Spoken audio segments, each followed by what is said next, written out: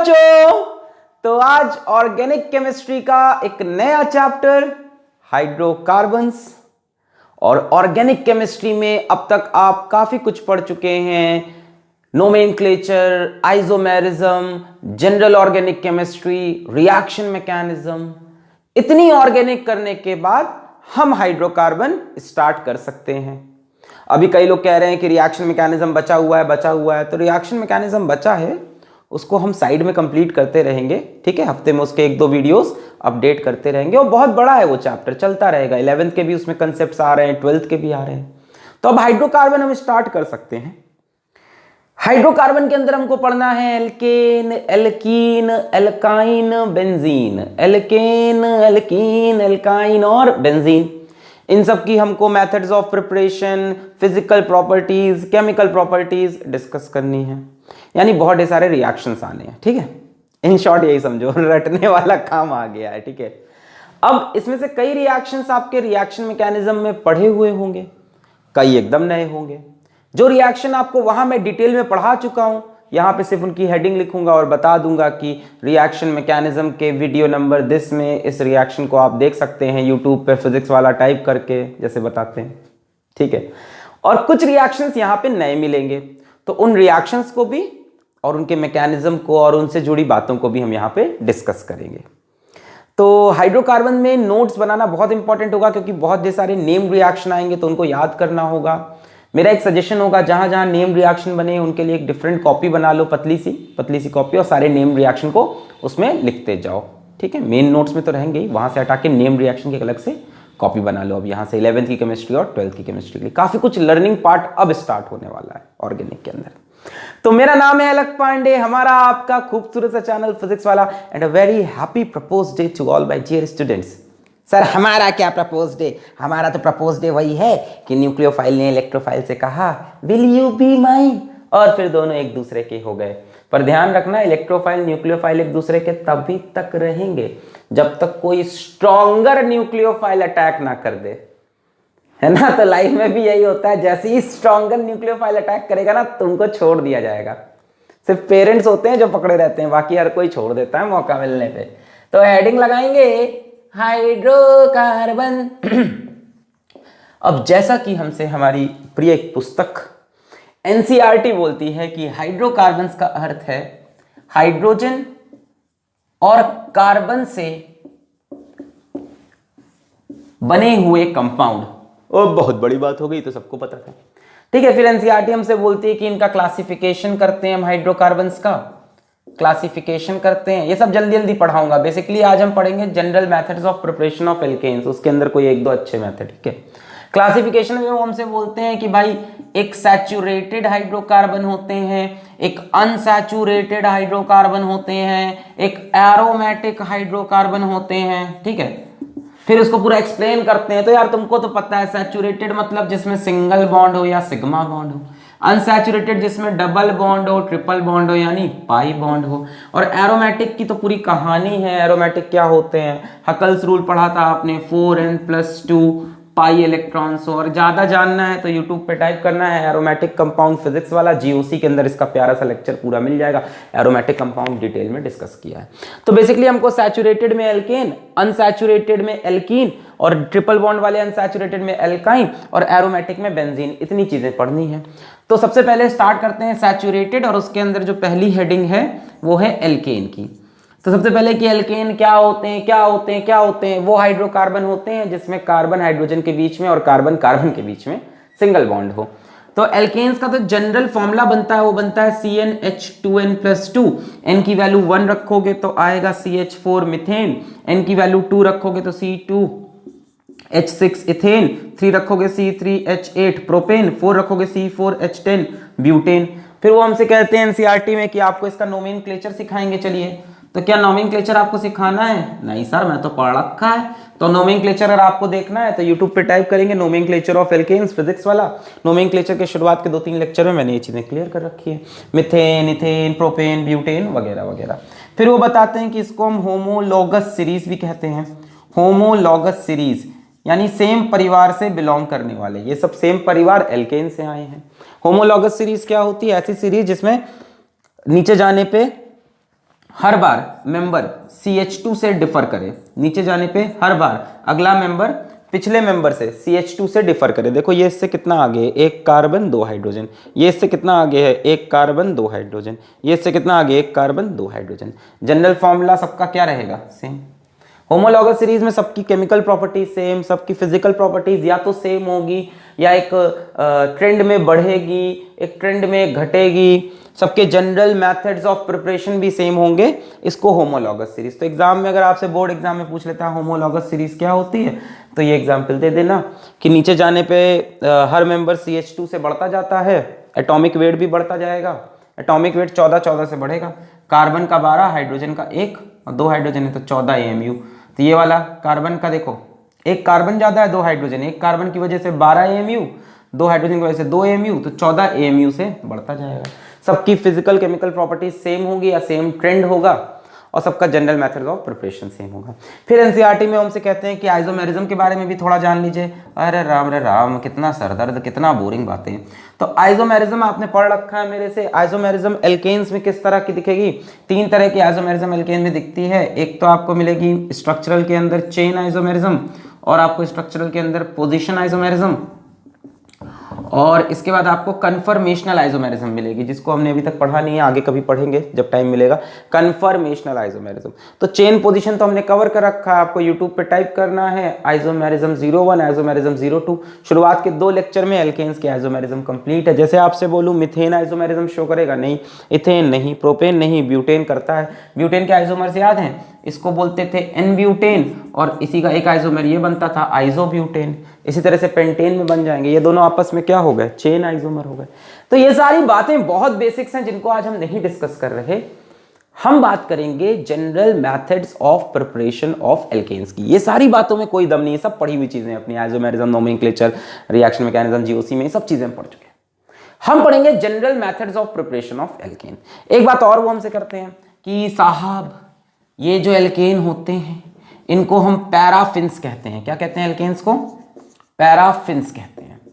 Alkanes को क्या बोलते हैं? पैराफिन्स। अब पैराफिन्स मतलब, पैरा मतलब लिटिल, लिटिल लिटिल, और एफिन्स का मतलब होता है अफिनिटी, यानी बहुत थोड़ी सी चाहत रखने वाला। किसके लिए? दुनिया के बचे हुए कंपाउंड के लिए। यानी एल्केन्स बाकी कंपाउंड्स के लिए ज्यादा चाहत नहीं रखते। कहने का मतलब एल्केन इतने रिएक्टिव नहीं होते। Alkanes are non reactive, they have little affinity, they have little affinity for electrophiles और न्यूक्लियोफाइल्स। ज्यादा रिएक्शन वगैरह नहीं करते। क्यों नहीं करते? बड़ा सिंपल है। पहली बात तो कार्बन कार्बन के बीच में सिंगल बॉन्ड है, और सिग्मा बॉन्ड आपने पढ़ा होगा स्ट्रॉन्ग बॉन्ड होता है। पाई होता तो रिएक्टिव होता भाई, पाई बॉन्ड थोड़ा सा वीक होता है तो वो रिएक्ट कर भी सकता था। अब एल्केन के पास सिग्मा बॉन्ड है तो ज्यादा रिएक्ट वगैरह नहीं करते हैं। दूसरी बात, कार्बन कार्बन का बॉन्ड ध्यान से देखो तो नॉन पोलर है, कोई पोलैरिटी नहीं बन सकती। तो नॉन पोलर होना, सिग्मा बॉन्ड होना, ये दोनों चीजें मिलाकर एल्केन्स नॉन रिएक्टिव या have little affinity for electrophile and nucleophile और पैराफिन्स कहलाते हैं। हाँ, तो यहाँ पे सारी बोरिंग बातें इनिशियल खत्म होती हैं, इनको आप नोट कर लें। हाय राम, इतनी बोरिंग चीजें हाइड्रोकार्बन कैसे पढ़ेगा सर? मैं नहीं पढ़ेगा, अभी आगे आसान हो जाएगा, अभी मजा आएगा। ऐसा तो बातें थी, मिटा दें। अरे लड़की ब्यूटीफुल कर गई चुल, मिटाने जा रहा हूं। दाएं बाएं, कैसे कैसे गंदे गंदे गाने बनते हैं आपकी जनरेशन में। गाने तो हमारे जमाने में बनते थे जब लता दी और किशोर दा गाते थे। मेरे सपनों की रानी कब आएगी तू, आई रुत मस्तानी कब आएगी तू, बीती जाए जिंदगानी कब आएगी तू, चलिया तो चलिया। तो general methods of preparation, general इसलिए बोलते हैं कि मतलब इससे कई तरह के एल्केन बन सकते हैं। जनरल मेथड्स ऑफ प्रिपरेशन है ना, जनरली अप्लाइड कर सकते हैं कईयों के ऊपर ऑफ एल्केन। तो अधिकतर एल्केन इन मेथड से बन जाएंगे, अधिकतर, सारे बनेंगे कोई इसकी गारंटी नहीं है। तो इसमें सबसे पहला मेथड जो आपको पढ़ना है वो पढ़ना है फ्रॉम अनसैचुरेटेड हाइड्रोकार्बन। अब चैप्टर स्टार्ट हुआ है, ठीक है, सीरियस हो जाओ।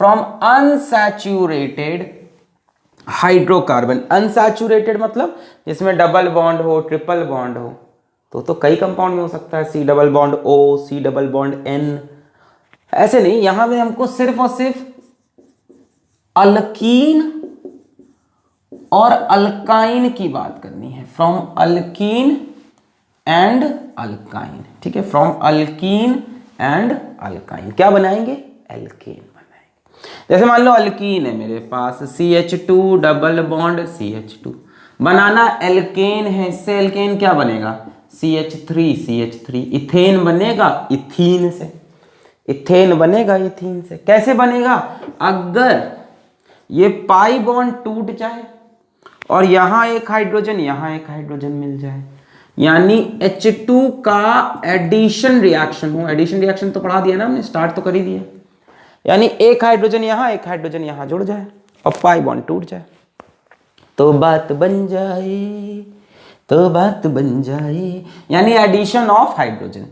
क्या एडिशन ऑफ हाइड्रोजन को हम रिडक्शन भी बोलते हैं, क्या एडिशन ऑफ हाइड्रोजन को हम रिडक्शन भी बोलते हैं, तो आप कह सकते हो रिडक्शन ऑफ एल्कीन, या एल्काइन हो मान लो CH ट्रिपल बॉन्ड CH, यहां से मान लो एल्केन बनाना है, तो दो पाई बॉन्ड तोड़ने हैं, दो हाइड्रोजन इसको, दो हाइड्रोजन इसको, है ना, दो इसको दो इसको, 4 हाइड्रोजन, तो 2 moles of H2, addition reaction ये भी है, addition of hydrogen is reduction. तो reduction of alkene and alkyne, पहला method of preparation, reduction of alkene and alkyne कैसे होता है अभी डिटेल में समझेंगे।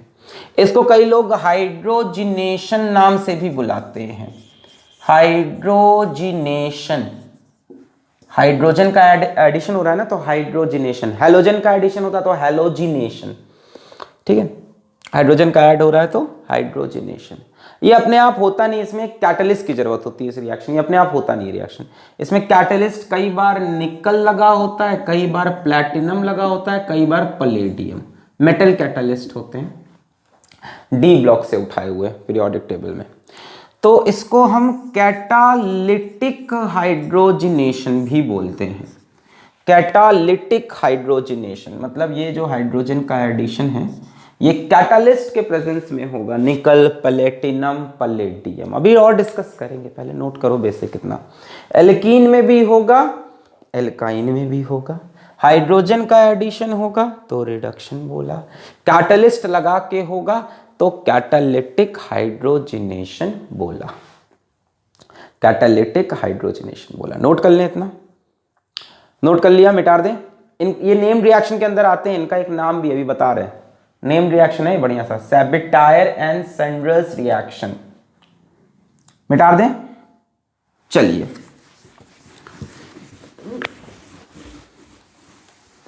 चलिए,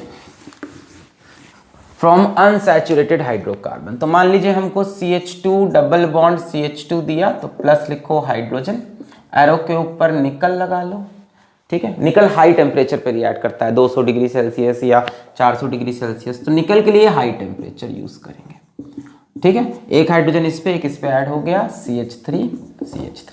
इस रिएक्शन को हम बोलते हैं सैबिटायर, साइंटिस्ट हैं, एंड सैंडरस रिएक्शन, ठीक है, सैबिटायर एंड सैंडरस रिएक्शन। सिर्फ सैबिटायर मत बोलना, वो डिफरेंट रिएक्शन है, सैबिटायर एंड सैंडरस रिएक्शन।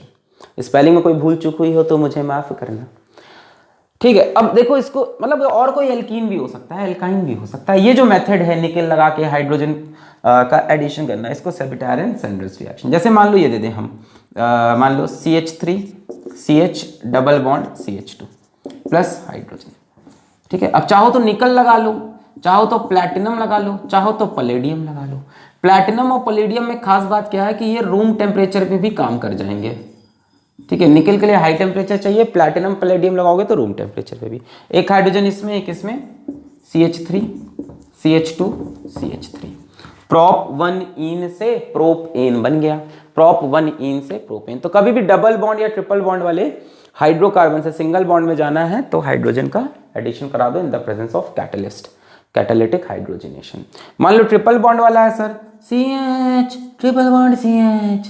अब क्या करें, कोई दिक्कत नहीं है। देखो हमने लिख दिया मान लो प्लैटिनम और हाइड्रोजन, ठीक है, एक H इस पे एक H इस पे। ध्यान से सुनो, CH2 डबल बॉन्ड CH2, बोले यही बनेगा हाइड्रोजन, एक H इस पे एक इस पे, ये बना। फिर से प्लैटिनम ओवर हाइड्रोजन, प्लैटिनम लगाओ, पलेडियम लगाओ, निकल लगाओ, कोई दिक्कत नहीं है।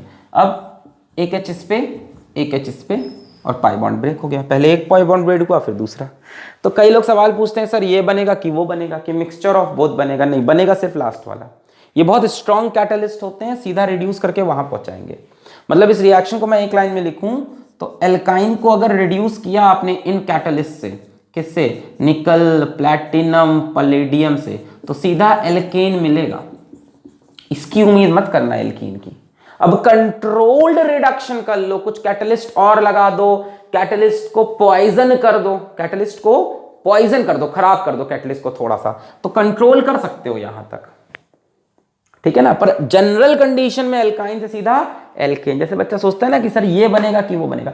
अब मान लो एग्जाम में सवाल आया कि इथाइन से इथीन बनाइए, इथाइन से इथीन बनाइए, तो बच्चे ने ये रिएक्शन लिख के छोड़ दिया, 0 नंबर मिलेगा।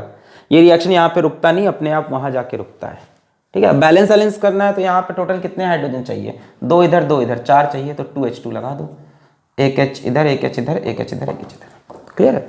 तो एल्काइन हो एल्कीन हो, सीधा कहाँ पे ले जाएगा इसको, ये एल्केन पे ले जाएगा। नोट करो सेबिटायर्स एंड सैंड्रेस रिएक्शन, यहां तक नोट करो, फिर मैकेनिज्म वगैरह और इसके अंदर की बातें हम करते हैं। नोट कर लिया, ये मैकेनिज्म वगैरह सब पढ़ेंगे और छोटी छोटी बातें। तो एल्केन हो, सॉरी एल्कीन हो एल्काइन हो, दोनों को रिड्यूस करके एल्केन बना देगा, क्लियर है। नोट कर लिया, मिटा दें, मिटा दें, okay.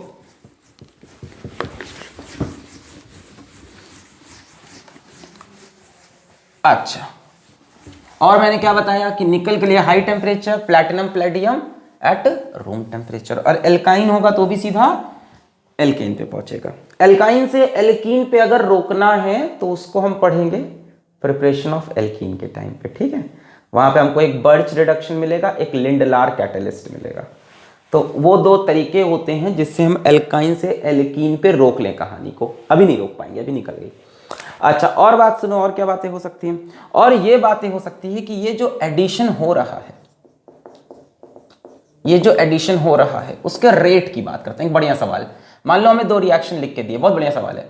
CH2 double bond CH2 hydrogen in the presence of nickel, platinum या पलेडियम, कुछ भी लगाया, मेटल कैटलिस्ट लगाया, अभी बताएंगे कैसे मैकेनिज्म हो रहा है। और यहाँ पे बना CH3 और मान लो रिएक्शन लिख के दिया B CH triple bond CH hydrogen निकल प्लैटिनम पलेडियम कुछ लगाया और हमसे कहा CH3, ठीक है। मान लो ऐसा है, एक काम करते हैं, जनरल फॉर्म डाल लेते हैं, जनरल फॉर्म डाल लेते हैं। मान लो general formula RCH double bond CH2 और RC ट्रिपल बॉन्ड R, ठीक है। ये हमारा एल्कीन हो गया और ये मेरा एल्काइन हो गया, ठीक है। ये एल्कीन हो गया और ये एल्काइन हो गया, दोनों तरफ एल्केन ही बनेगा। RCH2 CH3, एक हाइड्रोजन इस पे एक इस पे, एक हाइड्रोजन इस पे 2 इस पे ना, तो RCH2 CH2 R। बोलो यहां तक बात समझ में आई। एक हाइड्रोजन इस पे, फिर एक और इस पे, एक हाइड्रोजन इस पे एक इस पे, ठीक है। अच्छा, हमसे पूछा, ध्यान से सुनना, हमसे पूछा कि रेट ऑफ रिएक्शन बताइए क्या होगा, A ग्रेटर देन B या B ग्रेटर देन A या A इक्वल टू B। क्या दोनों रिएक्शन की स्पीड सेम होगी या किसकी बड़ी होगी। एक बार एल्कीन से एल्केन, एक बार एल्काइन से एल्केन बनाया, सोच के आंसर दो। तो यहां पे बहुत सिंपल सा लॉजिक है। लॉजिक ये है कि यहां पे 2 स्टेप्स लगेंगी, यहां पे 1 स्टेप लगेगा। 22 वाले में एक ही बार हाइड्रोजन ऐड होना है तो ये जल्दी हो जाएगा। इसमें एक बार ऐड होगा एल्कीन बनेगा, दूसरी बार एल्केन बने, पहले एक एक ऐड होगा एल्कीन, फिर एक एक ऐड होगा एल्केन, है ना। तो ये वाला जल्दी हो जाएगा और ये वाला धीमे धीमे, तो ये है ना, और ये हो गया गलत। ये ला भाई साहब, सही आंसर ये है एल्काइन, ये रिएक्शन एल्कीन से तेज देता है। गलत नहीं पढ़ाऊंगा, टेंशन मत लो। एल्काइन का रेट एल्कीन से ज्यादा होता है फॉर कैटालिटिक हाइड्रोजनेशन। रीजन बताते हैं, ये रिएक्शन ज्यादा तेज होगा, बात मानो, रीजन बताते हैं। देखो ध्यान से सुनो, इससे मतलब नहीं होता कि रिएक्शन कितना लंबा है, बात समझो, बात समझो। इससे मतलब नहीं होता कि रिएक्शन कितना लंबा है, तो कहानी अंदर की मतलब होता है रेट डिटरमाइनिंग स्टेप से। अरे यार, रिएक्शन के टाइम को मत देखो, 10 की पावर -7 सेकेंड्स में हो रहा है, 10 की पावर -7 सेकेंड्स में, तो वहां कंपैरिजन तुम ऐसे नहीं कर सकते कि 2 स्टेप है 1 स्टेप है। रेट डिटरमाइनिंग स्टेप जो कि होगा पहला स्टेप, वो जो जल्दी करेगा वो दूसरा भी खटाक से कर लेगा। हो सकता हो ये पहला स्टेप इतना तेज करे कि दूसरा स्टेप के लिए जो समय लग रहा हो वो कवर हो जाए इसके पहले स्टेप में। ये पहला स्टेप इतना तेज करे कि दूसरे स्टेप में जो समय लग रहा हो वो कवर हो जाए इसके पहले स्टेप के अंदर ही। मतलब ये अपना आराम से कर रहे हैं, तब तक ये पहला तुरंत करके दूसरा भी कर लिया। अभी समझो, अभी समझो। अभी आप कहोगे सर इसके यहां दूसरे स्टेप से यहां तक आने में उतना ही समय लगेगा जितना इसको, नहीं। एक बार ट्रांजिशन स्टेट बन गई, एक बार रिएक्शन एक्टिवेशन एनर्जी पहुंच गया तो बहुत तेज रिएक्शन आगे बढ़ेगा।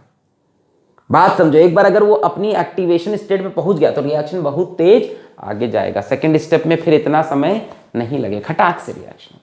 अब सुनो, ये जल्दी रिएक्ट क्यों करता है जरा समझो। Alkyne CH triple bond CH, alkene CH2 double bond CH2। मान लो ये कहानी। हाइब्रिडाइजेशन बताओ, sp sp, hybridization sp2 sp2। Structure बताओ, लीनियर। स्ट्रक्चर बताओ, ट्राइगोनल प्लेनर।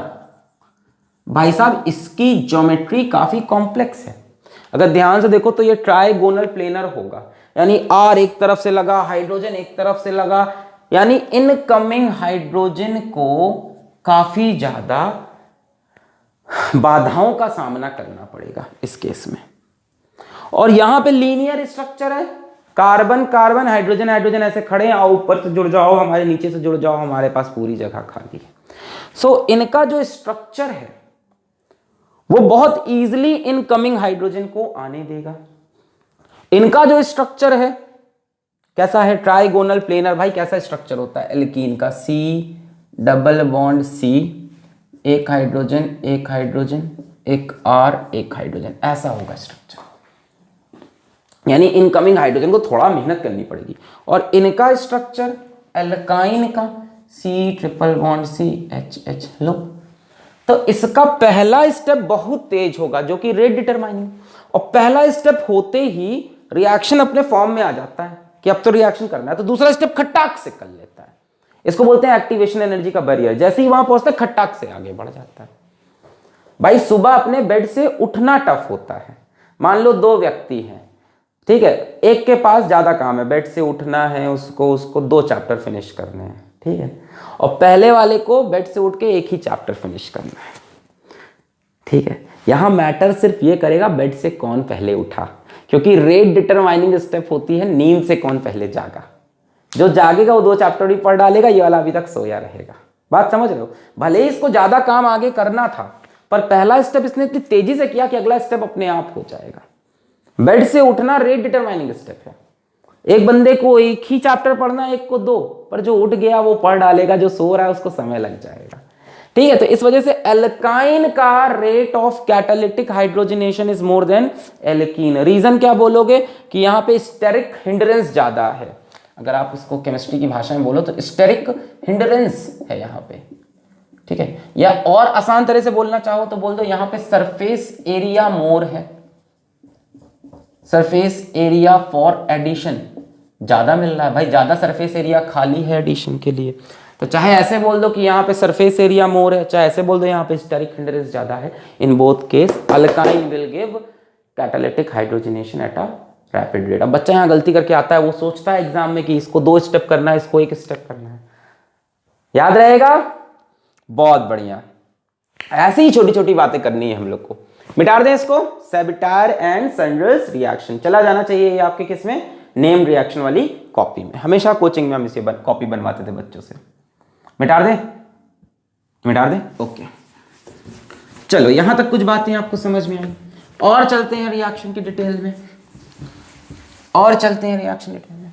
अभी तक हमने आपको एडिशन रिएक्शन के अंदर सिन और एंटी एडिशन नहीं पढ़ाया, ठीक है। दो तरह के एडिशन रिएक्शन होते हैं, सिन और एंटी। जरा समझो आराम से, ये जो एडिशन ऑफ हाइड्रोजन है ये सिन एडिशन होता है, सिन एडिशन होता है। तो पहले तो मैं बहुत इजीली तुमको समझाता हूं कि होता क्या है, पहले इजीली समझो। मान लो ये C double bond C H ये एल्कीन दिया है, और इसमें हाइड्रोजन का addition in the presence of nickel, platinum या पैलेडियम। तो होता क्या, ये दोनों हाइड्रोजन सेम साइड से जुड़ते हैं, सेम साइड से जुड़ते हैं, दोनों हाइड्रोजन सेम साइड से जुड़ते हैं, ऐसे एक ही तरफ से। इसको आप सिन एडिशन बोल सकते हो, अभी और बताएंगे डिटेल में। सिन एडिशन मतलब इनकमिंग जो भी चीज है वो एक ही साइड से अटैच हो। अब बात आती है ऐसा कैसे होगा। अब यहां कैटलिस्ट का रूल, अब ये जो कैटलिस्ट हैं ये सॉलिड फॉर्म में होते हैं, ठीक है। अब आप एडजॉर्प्शन पढ़ोगे, कहां पढ़ोगे, सरफेस केमिस्ट्री में, क्लास 12th में। तो ये जो सॉलिड फॉर्म में कैटलिस्ट होते हैं, इनके पास कहा जाता है फ्री वैलेंसीज होती है। क्या होती है, फ्री वैलेंसीज। उन फ्री वैलेंसीज में हाइड्रोजन आके एडजॉर्ब हो जाता है, एडजॉर्ब, ऐसे यहां फंस गया, यहां फंस गया, H ऐसे हाइड्रोजन एब्जॉर्ब हो गया, एडजॉर्ब ऐसे रखेंगे। अब ये निकल का पूरा प्लेट यहां पे गया और दोनों हाइड्रोजन को एक तरफ से सप्लाई कर दिया। बोलो समझ में आ रहा है। तो दोनों हाइड्रोजन या तो ऐसे फंसेंगे या तो ऐसे फंसेंगे, ऐसे फंसेंगे तो चिपक ही नहीं पाएंगे उधर, और ऐसे फंसेंगे तो नीचे से या ऊपर से भी लग सकते हैं, पर दोनों कहां से लगेंगे, फ्रॉम द सेम साइड। तो ये इंपॉर्टेंट बात थी कि ये जो एडिशन होता है ये सिन होता है, दोनों हाइड्रोजन सेम तरफ से लगेंगे। एक एंटाई भी होता है जिसमें अपोजिट एंड्स। तो सिन एडिशन जिसमें both hydrogen adds from same side, ठीक है। अभी लिखेंगे सिन के बारे में, अभी नहीं लिख रहा है। यहां तक कुछ समझ में आई बात, सिन एडिशन की कहानी समझ में आई। जैसे मान लो एक एग्जाम्पल ले लें हम आपके लिए प्यारा सा, अब सुनना ध्यान से, बहुत प्यारी एग्जाम्पल देंगे, इसमें बहुत सी अच्छी चीज कवर होगी। मान लो ये एक एल्कीन दिया है, आ गए सर बढ़िया सवाल पे हम लोग। एल्कीन तो है ना ये भी, अच्छा। और अगर पहचान पाओ तो शायद ये सिस और एक सिमेट्रिकल एल्कीन है। सिस क्यों, क्योंकि सेम ग्रुप सेम साइड है, CH3 और साइक्लिक वाले ग्रुप इसके इस तरफ है, सिस टाइप का लग रहा है, नहीं, सेम ग्रुप सेम साइड, और सिमेट्रिक भी दिख ही रहा है, सिमेट्रिक भी है। एनीवेज, इस पे मान लो हाइड्रोजन का एडिशन दिया इन द प्रेजेंस ऑफ निकल या प्लैटिनम या पैलेडियम, क्या बनाओगे बताओ। दोनों हाइड्रोजन कहाँ लगेंगे, सेम साइड। तो पहले तो डबल बॉन्ड को तोड़ दिया मैंने, बहुत अच्छा किया सर आपने, बधाई हो आपको। अब 2 CH3 हैं, अब ये कार्बन देखो sp3 हाइब्रिडाइज्ड हो गया। तो या तो दोनों CH3 को मैं वेज से लगा दूं, दोनों CH3 को मैंने वेज से लगाया,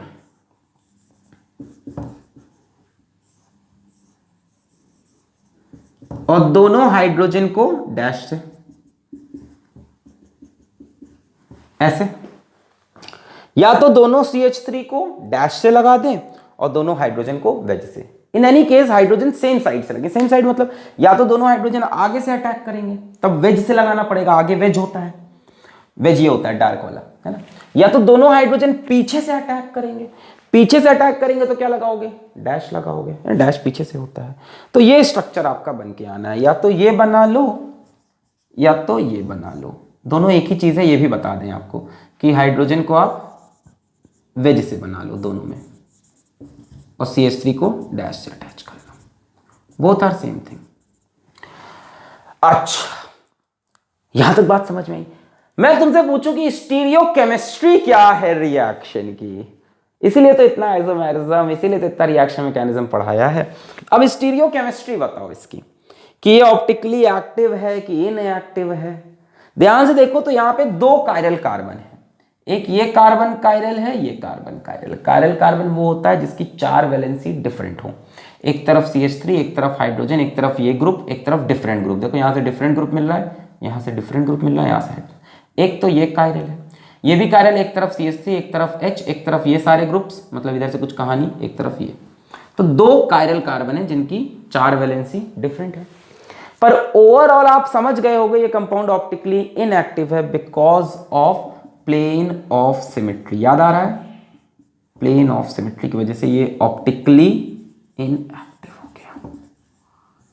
जिस कंपाउंड के पास 2 कायरल कार्बन हो फिर भी ऑप्टिकली इनएक्टिव, क्या ऐसे कंपाउंड को हम मीजो कंपाउंड बोलते थे? तो ये मीजो कंपाउंड है। आय हाय सर, इसीलिए पढ़ाया था इतनी देर तक रिएक्शन मैकेनिज्म और आइसोमेरिज्म। याद आ रहा है? ऐसे कंपाउंड जिनके पास कायरल कार्बन हो वो ऑप्टिकली एक्टिव होते थे, लाइट के प्लेन को रोटेट करते थे। याद आया? पर अगर 2 कायरल कार्बन हो उसके बाद वो ऑप्टिकली इनएक्टिव हो जाएं due to plane of symmetry, तो हम बोलते थे मीजो कंपाउंड। जैसे टार्टरिक एसिड का एग्जांपल था। अब ये बनाओ या ये बनाओ कोई फर्क नहीं, क्योंकि दोनों सुपर इम्पोसिबल मिरर इमेज है। ये इसका इनैंशियोमर नहीं है, ये इसका आइसोमर नहीं है, ये आइडेंटिकल कंपाउंड है। आई रिपीट, ये आइडेंटिकल कंपाउंड है, 2 बनाने की कोई जरूरत नहीं है। अरे लाइट को रोटेट ही नहीं कर रहा भैया, optically inactive, even chiral carbon है तब भी, बिकॉज प्लेन ऑफ सिमेट्री है। बढ़िया, अब कुछ कहानी समझ में आ रही है कि सिन एडिशन से कुछ तो मतलब होगा जबरदस्त। मिटा दें इसको।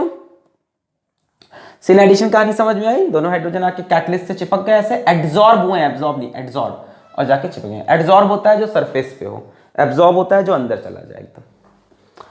मिटाए? ये वाला समझ में आया? देखो यहां से हटा, दोनों हाइड्रोजन या तो पीछे से लगे या तो आगे से। In any case 2 chiral carbon है बट प्लेन ऑफ सिमेट्री की वजह से ऑप्टिकली इनएक्टिव, तो चाहे ये बनाओ चाहे वो बनाओ, दोनों क्या हो जाते हैं? आइडेंटिकल। अरे यार वो उसका सुपर इम्पोसिबल मिरर इमेज है। मीजो कंपाउंड के क्या दूसरा आइसोमर बनता है? मीजो कंपाउंड का क्या इनैंशियोमर बनता है? नहीं, वो उसका मिरर इमेज नहीं, आइडेंटिकल कंपाउंड है। मिटा रहे? अच्छा, जरा इसी पे 1-2 सवाल और कर लो सिन एडिशन पे, और जरा सिन एडिशन को डेप्थ में समझो, सिन एडिशन को बढ़िया समझो। समझना है? अब हाँ बोलूं कि ना बोलूं सर, आप तो समझा ही दोगे, आप तो सोच के आए होगे। तो सिन एडिशन को जरा सही समझो, और अब सिन एडिशन की मैं डेफिनेशन भी लिखूंगा, अभी तक नहीं लिखी है, ठीक है? दोनों हाइड्रोजन एक तरफ से लगे, अभी आपने देखा, पर अभी जरा देखो। मान लो मैं तुमको एक अनसिमेट्रिकल एल्कीन दूं, अनसिमेट्रिकल एल्कीन। अरे भैया अब ऑर्गेनिक केमिस्ट्री आई है असली, जितने लोग खुद को ऑर्गेनिक में हीरो समझते हैं। और देखो बढ़िया बढ़िया सवाल अब स्टार्ट हुआ, तो आपको बेसिक्स पढ़ा चुके हैं, अब रिएक्शन के अंदर है। अनसिमेट्रिकल एल्कीन है, जैसे मान लो मैं आपको एक एल्कीन दूं C डबल बॉन्ड C, ध्यान से देखना, अच्छा एग्जांपल है, CH3 इधर मान लो लगा दिया फिनाइल, इधर मान लो लगा दिया C2H5, ठीक है? अनसिमेट्रिकल हो गया ये एल्कीन, ठीक है? कुछ कुछ सिस जैसा है, कुछ कुछ सिस जैसा है, पर है तो अनसिमेट्रिकल ना।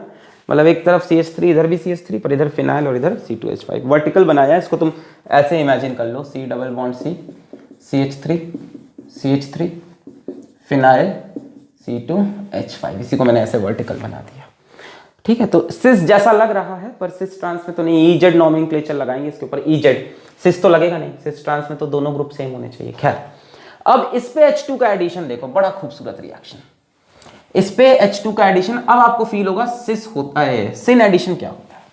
H2 का addition in the presence of nickel, platinum या पैलेडियम। अब आपको सिन एडिशन समझ में आएगा। देखो पहले तो यहां से पाई बॉन्ड हटाओ, अब सुनो ध्यान से कैसे करना है। यहां से पहले तो पाई बॉन्ड हटाओ, C। अब बचे हुए बॉन्ड को किसी भी एक डायरेक्शन में घुमा दो। जैसे मैं इसको CH3 को इधर और CH3 को इधर शो कर रहा हूं, मेरी मर्जी। या मान लो मैं फिनाइल को ऊपर और C2H5 को नीचे, किसी को भी कर सकते हो, कोई दिक्कत नहीं। सुनो ध्यान से, देखने में ये सिस जैसा लग रहा है तो सिस जैसा बना दो, मतलब दोनों CH3 एक ही तरफ बना दो।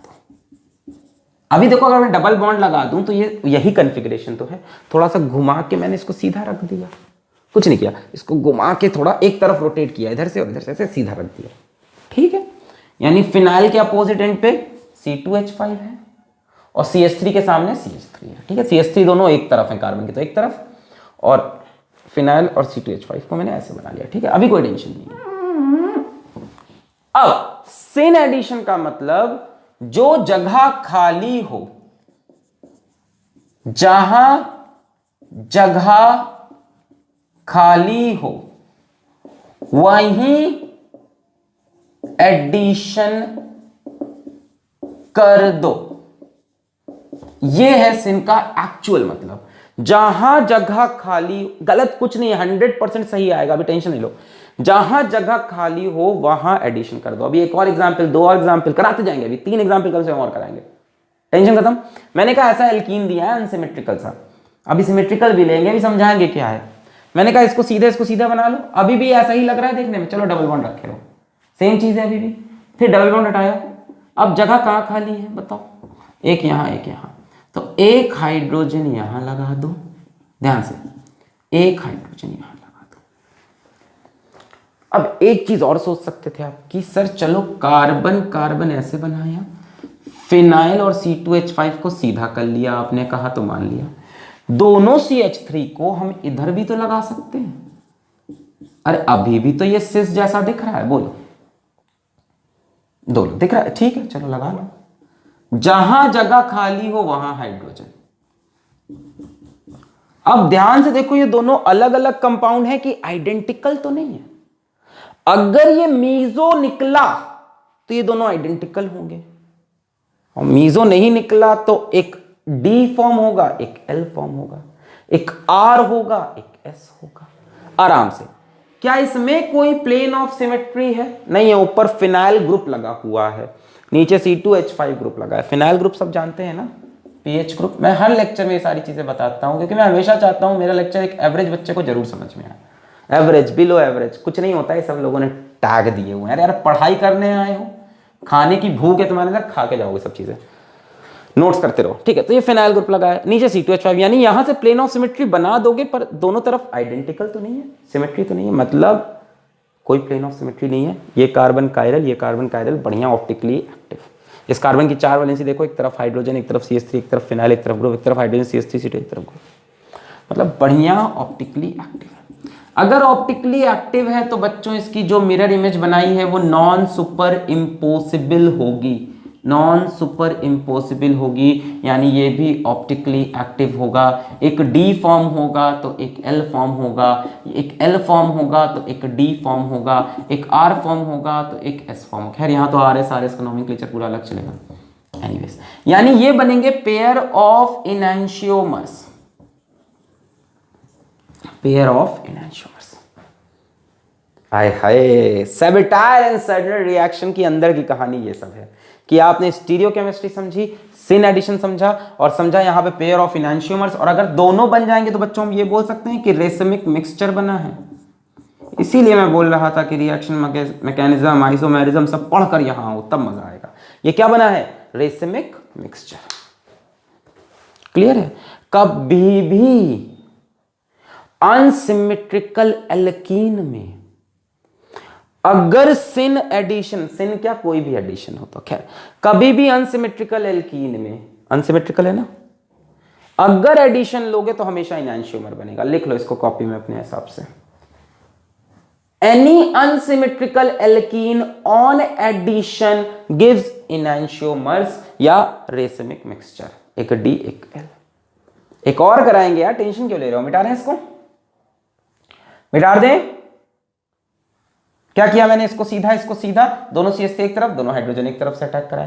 फिर मैंने कहा इसको सीधा, चलो CH3 इधर लगा लेते हैं, तब भी तो सिस जैसा है। फिर दोनों हाइड्रोजन अपोजिट साइड से लगाए। फिर हमने कहा कि अगर इसमें प्लेन ऑफ सिमेट्री हो, अगर ये मीजो हो, तब तो ये दोनों आइडेंटिकल होंगे। तब तो भाई सुपर इम्पोसिबल मिरर इमेज होती है ना मीजो की, ऑप्टिकली इनएक्टिव। अगर ये ऑप्टिकली एक्टिव है तो इसकी मिरर इमेज भी ऑप्टिकली एक्टिव होगी। एक D फॉर्म, ये मिरर इमेज है कि नहीं? देखो, धूम मिरर इमेज। क्लियर है? मिटा रहे? बहुत बढ़िया। तो अब मजा आ रहा है, समझ में आ रही है बातें? अब तो हमें आगे बढ़ते हैं रहना। एक और करेंगे अपने आप, चलिए।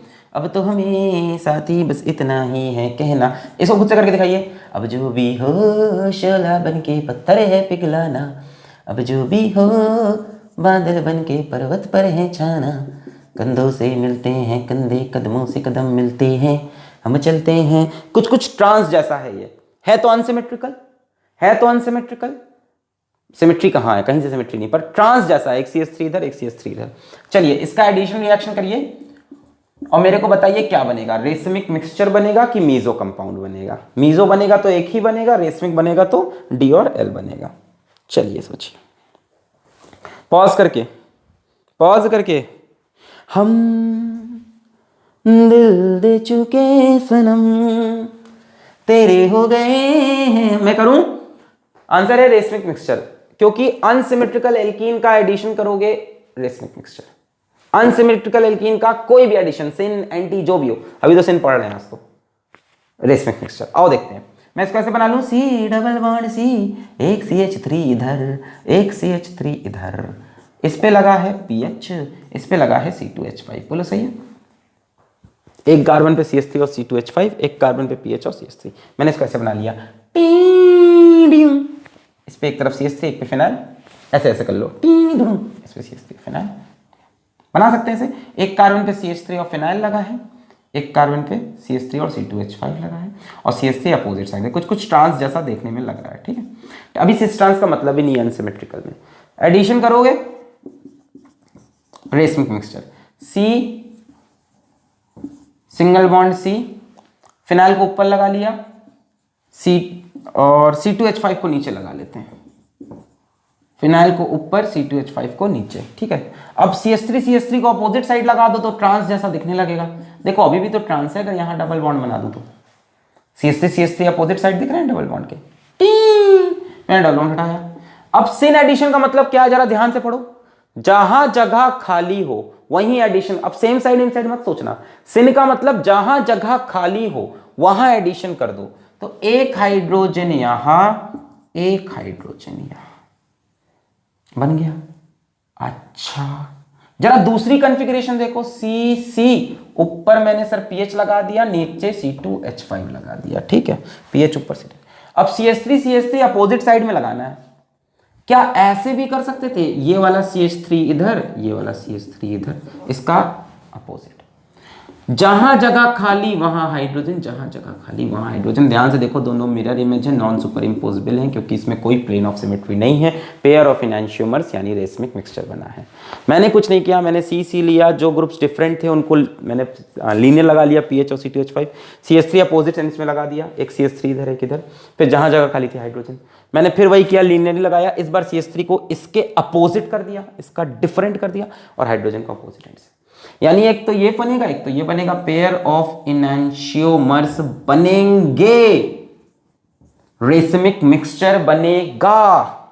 जब भी अनसिमेट्रिकल एल्कीन का एडिशन रिएक्शन होगा, चाहे सिन हो चाहे एंटी हो, चाहे सिन हो चाहे एंटी हो। पूछे what are the number of products of this addition reaction, 2 products. समझ गए, 2 प्रोडक्ट बनेंगे। How many optically active products are formed after this reaction, 2। Clear है? यही सवाल आएगा कि नंबर ऑफ प्रोडक्ट्स क्या, बच्चा सोचेगा नंबर ऑफ प्रोडक्ट्स कैसे, इसमें तो एक बनेगा। अच्छा इसमें भी और प्रोडक्ट बनेंगे ना। यहां तक खैर समझ में आया, अभी यहां तक बात समझ में आई, मिटा रहे हैं। अच्छा तो ये तो अनसिमेट्रिकल एल्कीन था। अच्छा सर अगर सिमेट्रिकल ले तो, अच्छा सर बताओ सर फिर क्या होगा सर? सर बड़ा एक्साइटेड हूं मैं तो, वाह वाह वाह। अगर मान लो सबिटार एंड सैंडल्स रिएक्शन में मैं सिमेट्रिकल एल्कीन ले लूं, जरा ध्यान से, मैंने सिमेट्रिकल एल्कीन ले लिया, मान लो C double bond C, CH3 इधर से फिनाइल, इधर से भी फिनाइल। अब ये सिमेट्रिकल हो गया कि नहीं? अब ये सिस एल्कीन है विच इज सिमेट्रिकल, ठीक है, सिस है और सिमेट्रिकल है, ठीक है। सिमेट्रिकली की बात करेंगे, अनसिमेट्रिकल में तो आप समझ गए, रेसमिक मिक्सचर। अब मैंने सिस एल्कीन लिया जो कि सिमेट्रिकल है। अब आप खुद से चलो करो, अरे यार अब तुम खिलाड़ी बन गए हो, चलो बताओ, रेसमिक मिक्सचर बनेगा कि मीजो बनेगा? रेसमिक मिक्सचर बनेगा कि मीजो बनेगा? रेसमिक मिक्सचर बनेगा कि मीजो बनेगा? रेसमिक मिक्सचर कि मीजो? हो गया, हो गया। चलिए सी सी, एक पीएच ऊपर लगा लो, एक पीएच नीचे, दोनों CH3 on the same side. जहां जगह खाली है वहां से हाइड्रोजन। क्या इसके पास प्लेन ऑफ सिमेट्री है? यस। अगर प्लेन ऑफ सिमेट्री है तो क्या दूसरा वाला बनाना चाहिए? नहीं, क्योंकि सुपर इंपोजिबल मिरर इमेज है, आइडेंटिकल कंपाउंड बनने वाला है। This is optically inactive, this is a meso compound. Chiral carbon तो है, ऐसा कार्बन तो है जिसकी 4 वैलेंसी डिफरेंट है, पर फिर भी ये optically inactive because of plane of symmetry. तो सिस में जब करोगे सिन तो बनेगा मीजो। सिस में करोगे सिन तो बनेगा मीजो, सिमेट्रिकल में, है ना। अनसिमेट्रिकल में तो हमेशा रेसमिक मिक्सचर। एक जरा ट्रांस का कर लो तो अभी तुमको समझ में आ जाएगा। क्या याद करनी सर ये सारी बातें? ना रे ना, पागल हो गया है बच्चा, तरीका आ जाए बस, रट के थोड़ी ना जाना है। सिन एडिशन आता हो आपको कि सिन एडिशन क्या होता है? बाकी सब तो वहीं खेला खेल लोगे आप। चलो बताओ, बताओ रे भाई क्या होगा? क्या सोचा है, क्या सोचा है, क्या सोचा? बनाओ बनाओ बनाओ, खुद से सोचो। मीजो बनेगा कि रेसमिक मिक्सचर? मीजो की रेसमिक मिक्सचर बनाया जाए। सी सी, एक फिनाइल ऊपर, अच्छा ट्रांस बनाना है इस बार, सिस नहीं बनाना। एक फिनाइल नीचे, अच्छा ट्रांस है तो एक CH3 इधर से लगाया, एक CH3 इधर से लगाया, बचे हुए पे हाइड्रोजन, तो या तो यहां हाइड्रोजन या तो यहां। अब क्या इसमें कोई प्लेन ऑफ सिमेट्री है? बिल्कुल नहीं है। क्या ये प्लेन ऑफ सिमेट्री? ना भाई, इधर से CH3 मिल रहा है, इधर से H मिला, नो प्लेन ऑफ सिमेट्री। जब कोई प्लेन ऑफ सिमेट्री नहीं है तो ये ऑप्टिकली एक्टिव होगा और इसकी मिरर इमेज भी ऑप्टिकली एक्टिव होगी। यानी अब ये वाला बनाना भी जरूरी है। CH3 यहां लगाया, इसके अपोजिट में लगा लो, मतलब CH3 CH3 इसके अपोजिट में लगा लिया, अभी भी ट्रांस है। हाइड्रोजन यहां से अटैक मारा या यहां से अटैक मारा, ध्यान से देखो, दोनों मिरर इमेज है, नॉन सुपर इंपोजिबल, यानी पेयर ऑफ इनैंशियोमर्स, या ये बोल दो क्या बना? Racemic mixture. तो ट्रांस में सिन करोगे तो मिलेगा रेसमिक मिक्सचर या इनैंशियोमर। सिस में सिन करोगे तो बनेगा मीजो। सिमेट्रिकल एल्कीन की बात हो रही है, ये भी सिमेट्रिकल है, ये भी सिमेट्री जैसा है ना। अनसिमेट्रिकल में तो टेंशन ही नहीं है, हमेशा रेसमिक मिक्सचर। याद करने के लिए लिख सकते हो, मैं कभी नहीं बोलूंगा कि यू शुड रिमेंबर दिस ना, बस सिन याद रखो होता क्या है। अनसिमेट्रिकल में चाहे सिन एडिशन हो चाहे एंटी एडिशन हो, हमेशा आपको रेसमिक मिक्सचर मिलेगा। अब अनसिमेट्रिकल में चाहे सिस हो चाहे ट्रांस हो, और सिमेट्रिकल में तो देख लो बोर्ड पे लिखा हुआ है, सिस होगा तो मीजो, ट्रांस होगा तो रेसमिक मिक्सचर। और करना आ जाए तो भाई दिक्कत ही क्या है, करना आ जाए तो भाई कोई दिक्कत नहीं है। तो ये मैंने आपको स्टीरियो केमिस्ट्री भी पढ़ाई, सेबिटायर सनराइज रिएक्शन की। अब एक और छोटा सा पॉइंट ले लेते हैं, ट्रांसफर हाइड्रोजिनेशन, बड़ा प्यारा सा पॉइंट है, ट्रांसफर हाइड्रोजिनेशन। ट्रांसफर हाइड्रोजिनेशन, इसको मिटा दूं मैं, मिटा दूं, आपको ये समझ में आ गया है अब सिन एडिशन।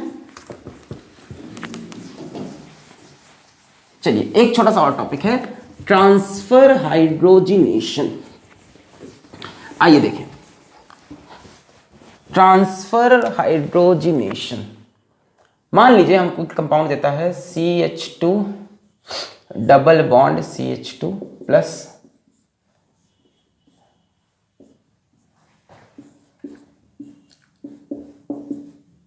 बस निकल लगा के छोड़ दिया, हाइड्रोजन नहीं दिया। अब ये रिएक्शन ट्रांसफर हाइड्रोजिनेशन से प्रोसीड करेगा। मतलब यहां पर यह जो अल्कीन है ये एल्केन बन जाएगा। कैसे? ट्रांसफर हाइड्रोजिनेशन से। यहां से एक हाइड्रोजन और यहां से एक हाइड्रोजन निकल के आएगा और इस पे लग जाएगा। अभी समझाते हैं क्या बना, CH3 सवाल है कि यहां से हाइड्रोजन क्यों निकला। यहां से हाइड्रोजन निकलने से ध्यान से देखो क्या होगा, यहां एक वैलेंसी इसकी कम एक इसकी कम, डबल बॉन्ड क्या बन गया, तो एरोमेटिसिटी अचीव हो रही है जो कि यहां पे ड्राइविंग फोर्स होगा हाइड्रोजन के ट्रांसफर होने का। ट्रांसफर हाइड्रोजनेशन का हमसे पूछा ड्राइविंग फोर्स क्या है, क्यों हुआ ये, कौन ड्राइव कर रहा है, किसकी वजह से हुआ, तो आप बोलोगे एरोमेटिसिटी का मिलना, एरोमेटिसिटी का मिलना इसको ड्राइव करेगा कि यहां से हाइड्रोजन निकाल के यहां दे दो। इसका एक और एग्जाम्पल किताबों में बना रहता है, वो कुछ ऐसा रहता है, CH2 डबल बॉन्ड CH2,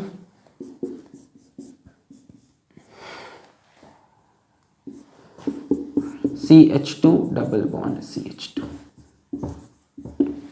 अब क्या होगा, अब क्या होगा, अब देखो एक हाइड्रोजन यहां से एक यहां से निकल के इसमें गया, डबल बॉन्ड, एक हाइड्रोजन यहां से एक यहां से निकल के उसमें गया, डबल बॉन्ड, फाइनली आपको CH3 के 2 मोल्स यहां से और यहां से, CH3 यहां से, ठीक है, और साथ में बेंजीन की रिंग मिल गई। बोलो सही है, 2 हाइड्रोजन इस पे 2 हाइड्रोजन इस पे, डबल बॉन्ड डबल बॉन्ड। इसको हम बोलते हैं ट्रांसफर हाइड्रोजिनेशन। कोई ड्राइविंग फोर्स होनी चाहिए, जैसे यहां पे हम दिखा रहे हैं aromaticity is the driving force. अच्छा, अब बात करते हैं सेलेक्टिव हाइड्रोजिनेशन की।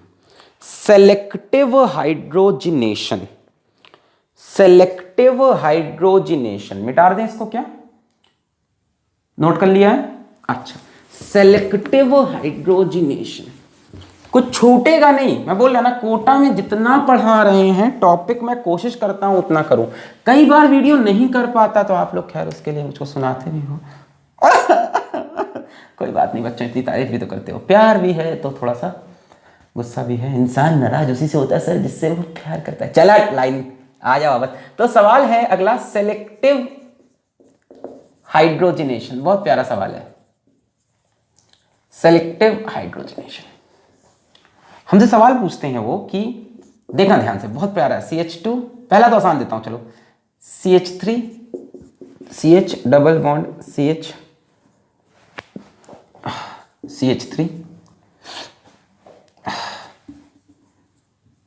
CH2 CH double bond CH2। मान लो ये अपने को कंपाउंड दिया, अपने बोला निकल है और अपने पास 1 मोल H2 है और अपने पास 1 मोल ये कंपाउंड है। सुनो, 1 मोल H2 है, 1 मोल ये कंपाउंड है। अब हमसे कह रहा है फाइनल प्रोडक्ट क्या बनेगा। भाई 1 ही मोल H2 है तो 2 ऑप्शन बनते हैं यहां पे, एक CH3 CH2 CH2 CH2 CH double bond CH2 और दूसरा ऑप्शन बनता है CH3 CH double bond CH CH2 CH2 CH3। भाई 1 ही मोल हाइड्रोजन है, या तो इसको रिड्यूस करो या तो इसको, सेलेक्टिव हाइड्रोजनेशन चुनना पड़ेगा कि किसको करना है, पहले किसको करना है। अब यहां इतना ही नहीं हाइड्रोजन, क्या करें, आपने लिमिटेड क्वांटिटी में हाइड्रोजन दी तो मिक्सचर भी मिल सकता है दोनों का। फिर ये पूछेगा मेजर कौन सा है माइनर कौन सा है ना, सवाल हो जाएगा कि मेजर प्रोडक्ट कौन सा है। सोचें ये बनेगा कि ये, देखो ऐसे केस में आप मोर स्टेबल अल्कीन बनाना, इन दोनों में से ज्यादा स्टेबल अल्कीन कौन है। अगर याद हो तो हमने स्टेबल, यही तो बात है, पूरी जीओसी आनी चाहिए।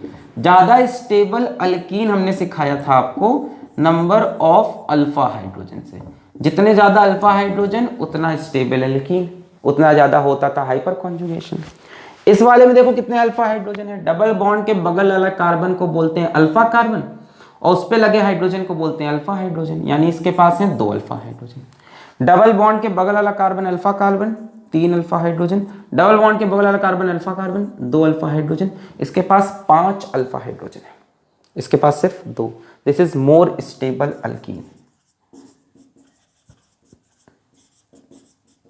जो मोर स्टेबल अल्कीन होगा वो ज़्यादा बनेगा, ये कंपाउंड ज़्यादा स्टेबल है ना। तो ये वाले डबल बॉन्ड रिड्यूस होगा, ये वाला रिड्यूस नहीं होगा क्योंकि ज़्यादा स्टेबल है, ये देर में ब्रेक होगा, ये स्टेबिलिटी प्रोवाइड कर रहा है। तो इस तरह से सेलेक्टिव हाइड्रोजनेशन में स्टेबिलिटी फैक्टर का आप ध्यान रखेंगे। इसमें और कोई खास एग्जाम्पल है नहीं। क्लियर है? नोट कर लें, नोट कर लें। एक और मेथड ऑफ प्रिपरेशन में पढ़ा दूं, थोड़ा सा स्टार्ट कर देता हूं। एक और मेथड ऑफ प्रिपरेशन है, यहां पे आपका पहला मेथड खत्म होता है from unsaturated hydrocarbon, from unsaturated, और अनसैचुरेटेड में भी अभी एल्कीन और एल्काइन हुए हैं। अनसैचुरेटेड तो अपना एल्डिहाइड कीटोन भी है, उनकी बात भी होनी है आगे। तो फ्रॉम एल्कीन एंड एल्काइन आप समझ गए कि रिडक्शन करना पड़ेगा। रिडक्शन हाइड्रोजन से करते हैं, कैटालिटिक होता है, निकल प्लैटिनम पैलेडियम लेते हैं। प्लैटिनम पैलेडियम लो टेम्परेचर यानी रूम टेम्परेचर पे, निकल के लिए हाई टेम्परेचर। कैसा होता है? सिन होता है, सेम साइड से अटैक करता है, और आगे बढ़े तो पता चला कि जहां जगह खाली है वहां अटैक करता है। अनसिमेट्रिकल एल्कीन में रेसमिक मिक्सचर बनेगा, सिमेट्रिकल में सिस से मीजो बनेगा, ट्रांस से रेसमिक मिक्सचर बनेगा। सिमेट्रिकल में सिस से मीजो, ट्रांस से रेसमिक मिक्सचर, सिन एडिशन होता है। फिर हमने पढ़ा जो एल्काइन का रेट है वो ज़्यादा है, एल्कीन का कम है, क्योंकि एल्काइन का स्ट्रक्चर लीनियर होता है तो सरफेस एरिया ज़्यादा होता है। एल्काइन में जल्दी एडिशन रिएक्शन होता है, पढ़ा कि नहीं? फिर हमने पढ़ा ट्रांसफर हाइड्रोजनेशन, कि एक कंपाउंड को अगर ज़्यादा स्टेबिलिटी मिल रही है, एरोमेटिसिटी, तो वो हाइड्रोजन दूसरे कंपाउंड को दे देगा और दूसरे को हाइड्रोजन मिल जाएगी, उसका हाइड्रोजनेशन। फिर हमने पढ़ा सेलेक्टिव हाइड्रोजनेशन, कि अगर दो डबल बॉन्ड है और हाइड्रोजन कम है तो वहाँ पे हाइड्रोजन लगाओ, लगाने के बाद आपको मोर स्टेबल एल्कीन मिले, वहाँ लगाओ, जिसके बाद जो फाइनल आंसर मिले मोर स्टेबल एल्कीन। कैसे डिसाइड करोगे? अल्फा हाइड्रोजन पे। क्लियर? चलते हैं second method of preparation, from alkyl halide,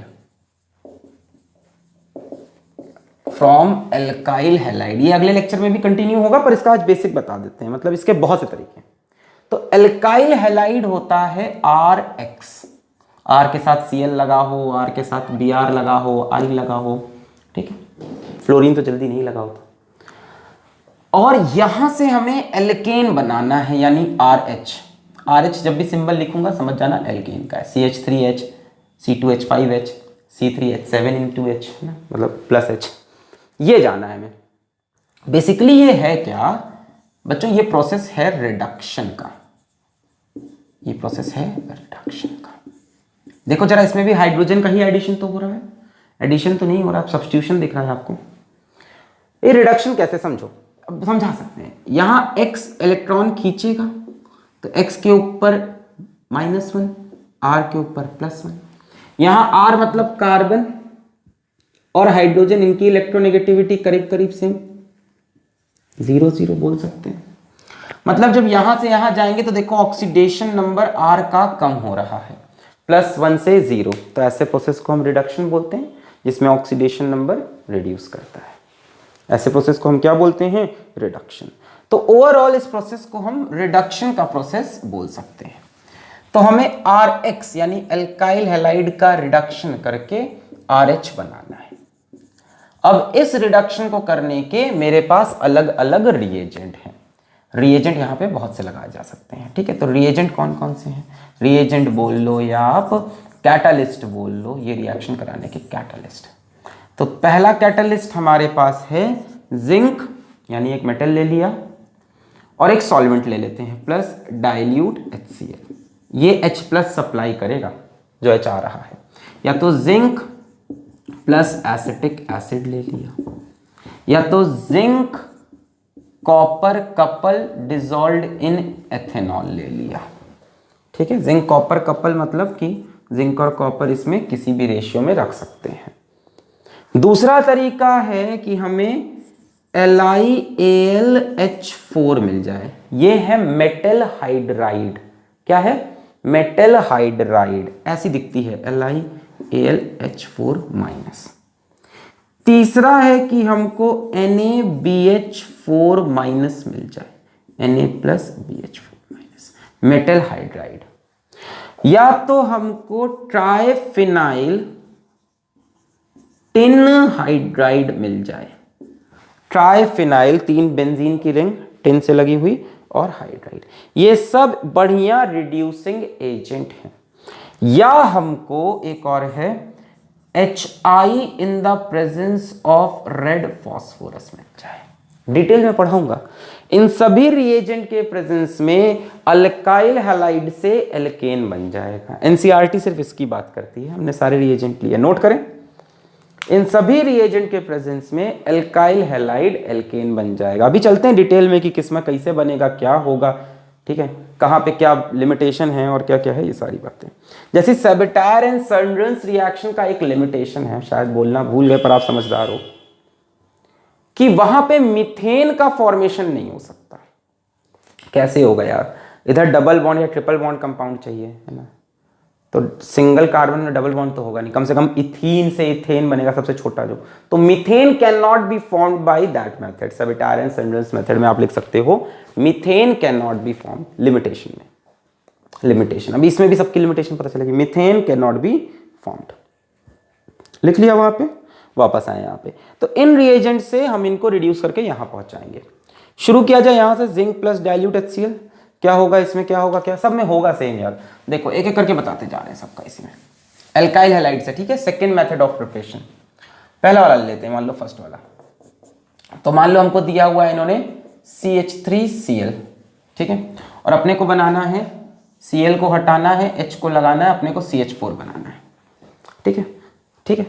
तो कैसे होगा, देख कैसे होगा, ये असल में हाइड्रोजन सप्लाई करता है, ये सॉल्वेंट इसका हाइड्रोजन सप्लाई करता है in the form of H+, in the form of H+। अब वो H+ यहां क्यों जाता है जरा जल्दी समझो। होगा क्या, ये CH3Cl- ऐसे ब्रेक हुआ, यहां से CH3+ और Cl- बना। इस CH3+ को मैकेनिज्म समझो, इस CH3+ को जिंक ने अपने वैलेंस शेल के 2 इलेक्ट्रॉन्स दे दिए। भाई जिंक कैसे आयनाइज होता है, जिंक आयनाइज होता है Zn2+ 2 इलेक्ट्रॉन, समझ लो वुड्स रिएक्शन ये सब काम आएगा, आयनाइजेशन मैकेनिज्म। ये 2 इलेक्ट्रॉन गए CH3+ के पास, ठीक है, जिंक आयनाइज हुआ, पहला मेथड समझा रहे हैं, एक एक करके सब समझाएंगे। 2 इलेक्ट्रॉन गए CH3+ के पास। अब भाई CH3+ बेचारा पॉजिटिव चार्ज के साथ, उसको 2 इलेक्ट्रॉन खुश्की का ठिकाना नहीं रहा, दोनों को इसने चिपका लिया। पहला इलेक्ट्रॉन चिपकाने तक तो सही था, दूसरा चिपकाने के बाद इसके ऊपर नेगेटिव चार्ज आ गया।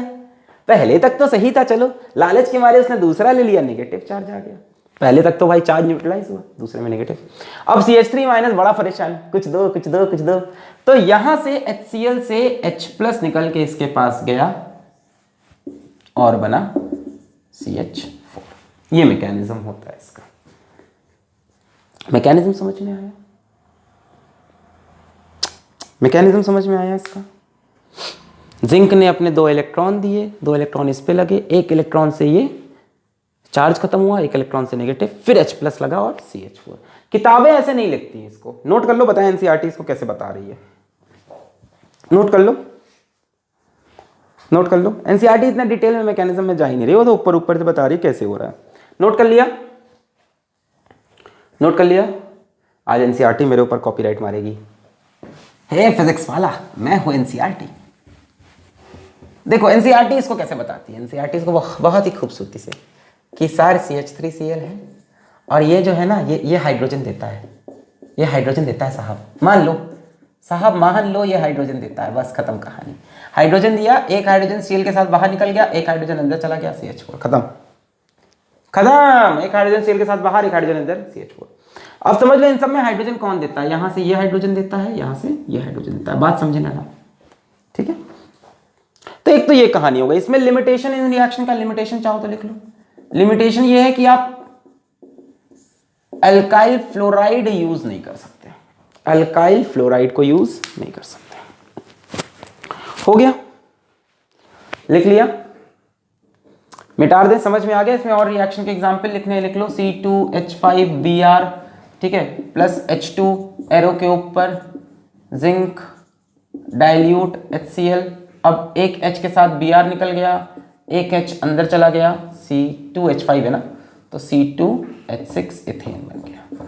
तो अल्काइल हैलाइड से एल्केन बनाने का खूबसूरत सा तरीका। क्लियर है, सब पकड़े रहो। अभी नेक्स्ट टर्न में मैं कन्वर्जन कराना स्टार्ट करा दूंगा अगले टर्न से, कि यहां से ये बनाओ, मिथेन से इथेन बनाओ। अगर आता है तो अच्छी बात है, बहुत कॉम्प्लेक्स कन्वर्जन भी लेंगे हम। मजा आने वाला ऑर्गेनिक केमिस्ट्री में, टेंशन लेना बंद करो। अगर आपने रिएक्शन मैकेनिज्म अगर पकड़ लिया बहुत मजा आने वाला है। मिटा रहे हैं इसको, चलो खैर। तो ये तो पहला वाला मेथड हुआ, सिंपल। H2 ऐड करो, एक H के साथ Br निकला, एक H अंदर गया, खत्म। अच्छा दूसरा समझिए, LiLH4 माइनस क्या करते हैं, ये तीनों H माइनस रिलीज करते हैं, हाइड्राइड आयन रिलीज करते हैं। ये तीनों क्या रिलीज करते हैं, hydride ion, H minus ion को रिलीज करते हैं। तो बहुत सिंपल है इसको समझना। मान लो मेरे पास कोई RX है, सेकेंड वाला, थर्ड वाला, फोर्थ वाला, तीनों में, तीनों की स्पेशल बातें ही बताएंगे। और मान लो इसमें कोई H माइनस आया, यहां से हाइड्राइड, क्या होगा, यहां से X माइनस निकला, उसकी जगह H माइनस अंदर आया, RH बन गया, खत्म। That's it.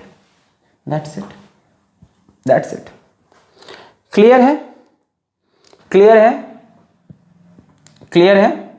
जैसे मान लो मैं पर्टिकुलर इसकी बात करूं तो LiAlH4 माइनस की खासियत है कि ये 1 डिग्री पे काम करता है, 2 डिग्री एल्काइल हैलाइड पे भी काम करता है, 3 डिग्री एल्काइल हैलाइड पे ये बढ़िया काम नहीं करता, कुछ गड़बड़ी कर देता है। 3 डिग्री एल्काइल हैलाइड के केस में ये एल्कीन बना देता है। कैसे बनाता है, बाय एलिमिनेशन रिएक्शन। सर ये तो हमने पढ़ा नहीं, अभी बता देते हैं हल्का सा। 3 डिग्री एल्काइल हैलाइड में ये एल्कीन बना देता है। 1 डिग्री 2 डिग्री एल्काइल हैलाइड दोगे, ठीक है, खुश हैं, एल्केन बना के दे रहे हैं ना आपको, हाँ दे रहे, रुकने का ना रे बाबा, मैं बना रहा ना एल्केन। अच्छा जैसे मान लो लिख दिया मैंने C2H5Cl प्लस H2, लिखेंगे ऐसे ही हम, मैकेनिज्म भले ही हम कुछ बताएं, एरो के ऊपर LiLH4 लगा के यहाँ हम H2 लिख देंगे, हम तो ऐसे ही करेंगे, ठीक है। अच्छा H2 आया, एक HCl के साथ निकला बढ़िया, एक H अंदर चला गया, C2H6। क्यों, क्योंकि ये 1 डिग्री एल्काइल हैलाइड थी। मान लो 2 डिग्री एल्काइल हैलाइड देते हैं, CH3CH3ClH, ये 2 डिग्री एल्काइल हैलाइड, ठीक है। हमने LiAlH4 लगाया, कोई दिक्कत नहीं। फिर से यहाँ से हम 2 हाइड्रोजन देंगे, एक के साथ Cl निकला, एक जाके अंदर लगा, तो दोनों केस में आपने देखा एल्केन बना दिया इसने। 1 डिग्री एल्काइल हैलाइड हो या 2 डिग्री हो, क्या बना देगा, एल्केन। नोट करो 3 डिग्री में नहीं बनाएगा, 3 डिग्री में एल्कीन एलिमिनेशन रिएक्शन शो करने लगेगा, एलिमिनेशन रिएक्शन शो करने लगेगा। कर लिया नोट, इसी को बना दे, कराऊं, ओके। मान लो यहां पे मैं 3 डिग्री ले लूं और फिर मैंने LiLH4 लगा दिया। अब ये 3 डिग्री में एलिमिनेशन करना स्टार्ट कर देगा, एलिमिनेशन रिएक्शन। यहां होगा डिहाइड्रोहेलोजिनेशन। क्या कर रहे हो सर, ऐसे मत मारो सर, डिहाइड्रोहेलोजिनेशन, अरे आसान है यार। डी का मतलब होता है रिमूवल, हाइड्रोजन का और हैलोजन का। डी का मतलब रिमूवल, हाइड्रोजन का और हैलोजन का। तो एक कार्बन से हाइड्रोजन निकाल दो, एक कार्बन से हैलोजन निकाल दो, क्या निकल गया, HCl। एक कार्बन से हाइड्रोजन, एक कार्बन से, इस कार्बन से हैलोजन, बगल वाले कार्बन से hydrogen, D removal of hydrogen and halogen. क्या बनेगा जरा ध्यान से, यहां से हाइड्रोजन निकल गया, CH2, ये होगा, इसकी एक वैलेंसी कम, इसकी एक वैलेंसी कम, डबल बॉन्ड, बोले सही है। यहां से हाइड्रोजन, यहां से हाइड्रोजन, एक वैलेंसी कम, तो क्या बन गया, एल्कीन। तो 3 डिग्री के लिए LiLH4 नहीं बना है, याद रखना इसकी खास बात कि 3 डिग्री को ये एल्कीन बना देगा, 3 डिग्री एल्काइल हैलाइड को ये एल्कीन बना देगा। फिर बात आई NaBH4 माइनस की। इनकी खास बात ये है कि ये 1 डिग्री 2 डिग्री में कोई रिएक्शन नहीं करते और 3 डिग्री में खूबसूरत सा रिएक्शन करके एल्केन बना देते हैं। मतलब अगर आपको 3 डिग्री एल्काइल हैलाइड से एल्केन बनाना हो, ये नहीं, ये तो गलत बन गया, एल्कीन बन गया, एल्केन बनाना हो तो LiLH4 का यूज नहीं करेंगे, NaBH4 का रिएक्शन कर सकते हैं, यूज कर सकते हैं। वो 1 डिग्री और 2 डिग्री के साथ तो रिएक्ट ही नहीं करता, 3 डिग्री को एल्केन में कन्वर्ट, मतलब ये स्पेसिफिक है, इसको आप सीधा यूज करो जब भी 3 डिग्री RH को आपको RH में एल्केन में कन्वर्ट करना हो। 1 डिग्री 2 डिग्री में रिएक्ट नहीं करता, वैसे ही करना है, H2 ऐड करना है, ठीक है। Triphenyl tin hydride, triphenyl tin hydride ये 1 डिग्री में काम करता है, 2 डिग्री में काम करता है, 3 डिग्री में, यानी ये बढ़िया सबसे reagent. It works in 1 degree alkyl halide, 2 degree और 3 डिग्री, और सबको चेंज करता है एल्केन में। सबसे प्यारा तो यही है। सबकी खास बात समझ में आ रही है। ये 1 डिग्री 2 डिग्री को एल्केन में चेंज करते हैं, 3 डिग्री को एल्कीन बनाते हैं। ये 1 डिग्री 2 डिग्री में रिएक्ट ही नहीं करते, 3 डिग्री को एल्केन बनाते हैं। ये 1 डिग्री 2 डिग्री 3 डिग्री जो भी अल्काइल हैलाइड दो उसको एल्केन में कन्वर्ट कर लेते हैं। 1 डिग्री 2 डिग्री 3 डिग्री RH को ये RH में कन्वर्ट कर लेते हैं। लास्ट है HI ओवर रेड फॉस्फोरस, इस पे थोड़ी बात कर लेते हैं। HI ओवर रेड फॉस्फोरस, इस पे भी थोड़ी चर्चा कर लेते हैं। HI ओवर रेड फॉस्फोरस ये एक बढ़िया रिड्यूसिंग एजेंट होता है, सब रिड्यूसिंग एजेंट है भाई, रिडक्शन तो हो रहा है, reducing agent, reducing agent, reducing agent, reducing agent, reducing. HI over red phosphorus is a very good reducing agent. दिखाएं, मिटा दें। अच्छा, कौन सा रिड्यूसिंग एजेंट कहां इस्तेमाल करना है ऑर्गेनिक केमिस्ट्री में, याद रखना, ठीक है ना। अभी इनके बारे में और बातें होंगी आगे, इन सब के बारे में सब दिमाग में डालते जाओ, नई नई चीजें हैं, नोट्स बनाते जाओ, खूब बढ़िया सा, खूब डेटा कलेक्ट करना है ऑर्गेनिक केमिस्ट्री में और इनऑर्गेनिक केमिस्ट्री में। जिसके पास सबसे ज्यादा डेटा है, जो सबसे अच्छा रिवीजन कर रहा है, जितनी ज्यादा कोई प्रैक्टिस कर रहा है, उतनी ऑर्गेनिक केमिस्ट्री स्ट्रॉन्ग। इसके सिवा कोई भी अगर झूठ बोल रहा है कि मैं ऑर्गेनिक केमिस्ट्री में तुमको ऐसी कहानी सुना दूं कुछ हो जाएगा, कोई भी आपको अगर धोखा दे रहा है, कोई भी, मैं भी कभी आपको बोलूं कि इसके ऑर्गेनिक केमिस्ट्री चुटकी में हो जाए, कभी नहीं। डेटा खूब ढेर सारा हो, रिवीजन खूब हो, प्रैक्टिस खूब हो, बहुत सी बातें हैं ना जगह जगह की। अब HI ओवर रेड फॉस्फोरस की बात करते हैं, तो ये बढ़िया स्ट्रॉन्ग रिड्यूसिंग एजेंट है। जैसे मान लो अब ये पर्टिकुलर वर्क कहां करेगा, ये वर्क करेगा इसमें, जैसे मान लो C2H5I एल्काइल आइडाइड के केस में, एल्काइल आइडाइड लिया प्लस HI, ठीक है, कैटलिस्ट है मेरा रेड P। अच्छा, क्या होगा क्या होगा क्या होगा क्या होगा क्या होगा, एक I यहां से, एक I यहां से निकला I2, और ये H अंदर घुस गया C2H6, बढ़िया, एल्काइल आइडाइड से एल्कीन बन गया। बोलोगे सर हमको एक ही तो, हम इसमें से कोई एक याद कर लें, सब क्यों याद करें, क्या यार कैसी बात करो। मान लो पेपर में सवाल आता है तुम्हारे पास, देखो जरा ध्यान से, CH2 डबल बॉन्ड CH2, सुनो ध्यान से, पेपर में सवाल आया CH2 डबल बॉन्ड CH2, यहाँ एरो के ऊपर लिख दिया H2 in the presence of निकल, बोला A बना, फिर एरो के ऊपर मान लो लिख दिया Cl2 in the presence of H new, फिर B बना, फिर मान लो एरो के ऊपर मान लो ये लिख दिया I2 in the presence of H new B बना, फिर बोला red P in the presence of HI, फिर C बना। समझ रहे हो, रिएजेंट्स याद होने चाहिए। ये क्या हो रहा है, कैटालिटिक हाइड्रोजनेशन, एक H यहाँ एक H यहाँ, इथेन। फिर ये क्या है, पहचान रहे हो, हैलोजिनेशन पढ़ा था, फ्री रेडिकल मैकेनिज्म, तो एक आयोडीन लग जाएगा, CH3 CH2I, यानी CH3 CH2I ये बनेगा, फिर रेड फॉस्फोरस और HI, फिर लास्ट में ethane. So this is ethane, this is ethyl iodide and that is ethane again. पूछेगा एग्जाम में ABC क्या है, तो ऐसे ही तो बता पाओगे ना, जब एक एक रिएजेंट की कहानी पता होगी। तो ये कहानी हुई। अब इसमें पूछा जाता है कि रेड फॉस्फोरस का क्या काम है। देखो ये जो I2 बना है, सुनो ध्यान से, वाई रेड P, मान लो एग्जाम में आ गया why red phosphorus is used in this reaction, ये रिएक्शन लिख के दे दिया। ये जो रेड फॉस्फोरस इसका क्या काम है, देखो देखो ध्यान से, यहां पे जो आयोडीन बना है ये वापस इससे रिएक्ट कर सकता है कि नहीं, अरे हैलोजिनेशन पढ़ा था कि नहीं, है ना, हो सकता है सीधा इस पे एल्केन पे अटैक कर दे भाई, एल्केन का हैलोजिनेशन होता है, पढ़ा होगा, reaction with Cl2 reaction with Br2, और वापस यहां आ जाए, मतलब रिवर्सिबल रिएक्शन हो सकता है। तो रिएक्शन इज रिवर्सिबल, जो गिवन रिएक्शन है वो रिवर्सिबल है, उसको बचाने के लिए रेड फॉस्फोरस क्या करता है, जो I2 बनता है उसे कन्वर्ट कर देता है Pi3 में, फॉस्फोरस आयोडाइड में, फॉस्फोरस ट्राई आयोडाइड। प्रॉब्लम ही खत्म, जो आयोडीन बना बनते ही फॉस्फोरस से रिएक्ट करेगा, Pi3 बन जाएगा, अब रिएक्शन पीछे नहीं जा पाएगा, आयोडीन को आपने रिमूव कर लिया। इस तरह से आप इसको रोक सकते हो। तो ये तरीके थे एल्काइल हैलाइड से एल्केन बनाने के, या तो ये लगा दो, तो H2 मिलेगा, या तो ये लगा दो तो H2 H2 H2, यहाँ से भी आप ध्यान से देखो तो क्या मिल रहा है, I निकल गया I2 और H अंदर चला गया।